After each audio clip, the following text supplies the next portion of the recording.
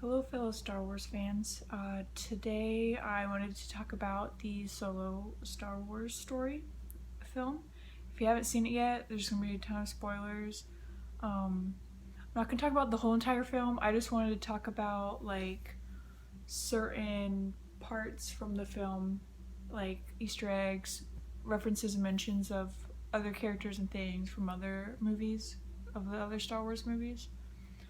The first thing that I noticed was Beckett in the beginning of the film. When he's with Han Solo and them at the little campfire, I believe that's when he mentions that he killed Aurra Sing. I guess he was like bragging about it or something. And if you don't know who Aurra Sing is, she is a bounty hunter. We know her from the Star Wars The Clone Wars series, because that's when we see her character the most. She has white skin, and she has like a high ponytail, and no other hair, just bald the rest, and then like an antenna. I'll put a link in the description so you can see a picture of her and like her profile on Wikipedia or something. And another film that she shows up in, besides the Clone Wars series, is I believe like she's in one shot on the Phantom Menace. She's on a mountain or something watching the pod races. So yeah, he killed her. So now we know what became of her.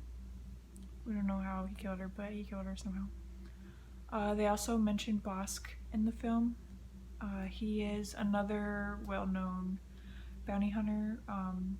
We first see him in The Empire Strikes Back. He's standing with a bunch of other bounty hunters in front of Darth Vader, and he's given them an assignment to capture the Millennium Falcon, for a bounty. I believe we also see him in the Clone Wars series some as well. So yeah, they mentioned him in the film, so I thought that was cool.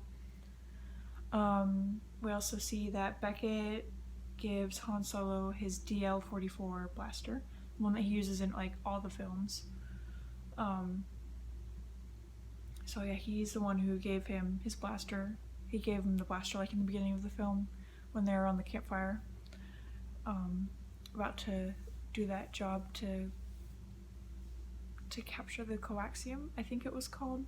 So many complicated names. Another thing, we find out that Han Solo never really had a last name. When he's from Corellia, on Corellia, he was just known as Han.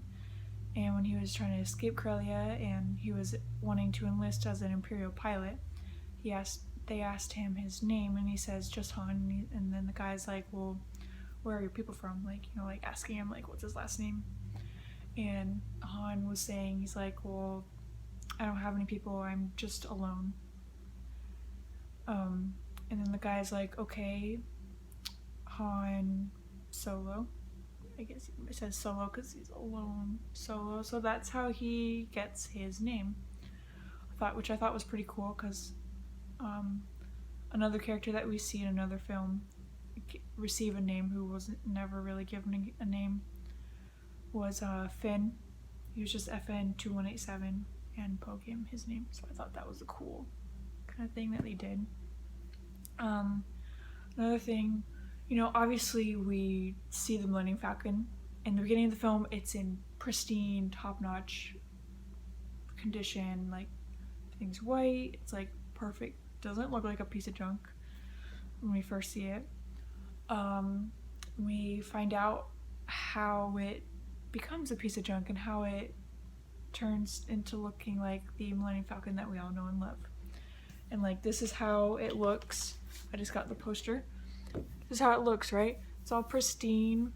And we obviously notice that this part right here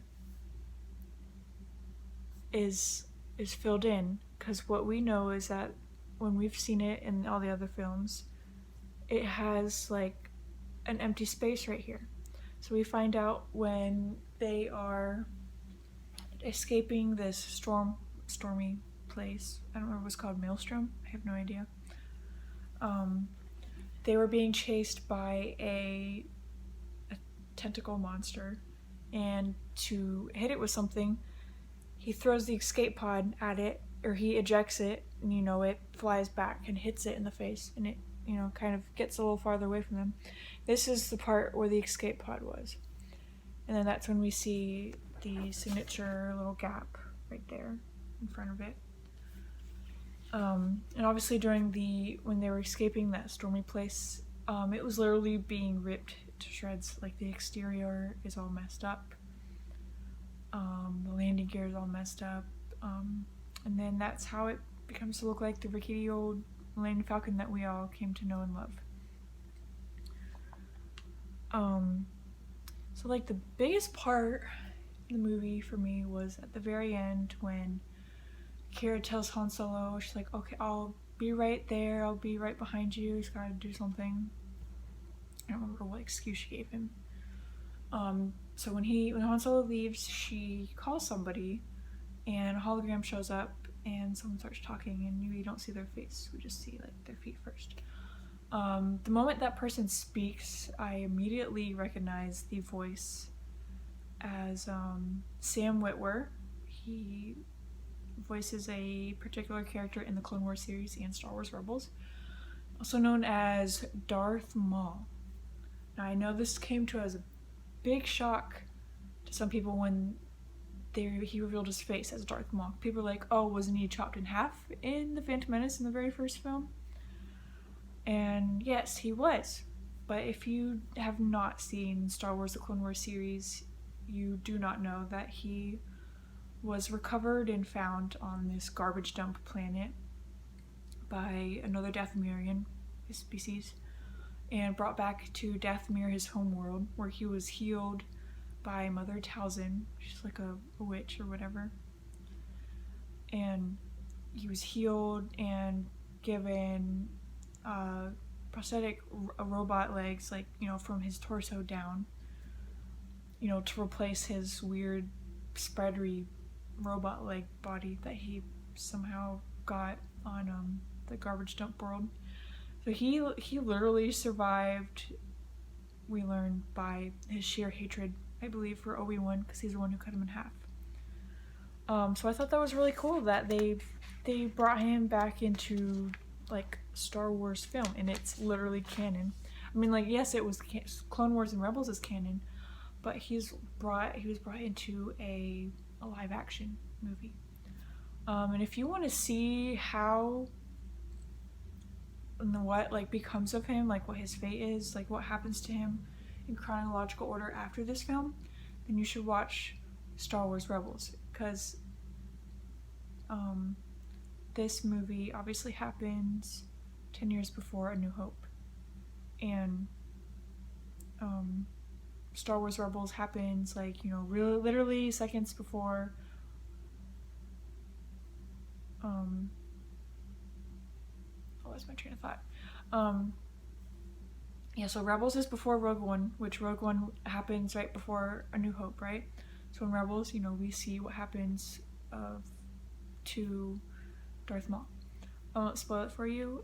Just watch it. If you haven't seen Star Wars The Clone Wars before you've seen Rebels, I highly advise that you watch Clone Wars, then Rebels, because there's a lot of characters from the Clone Wars that show up in Rebels.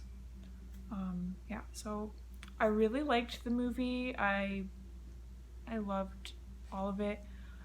Everybody else who says they don't like the film, just know, like, I don't care what anybody else thinks. Everybody is justified and entitled to have their own opinion of the movie, because everybody has their own different opinions. I'm just a lover of all things Star Wars, so yeah, I really enjoyed the movie. Let me know what you thought, some other things that you noticed in the film.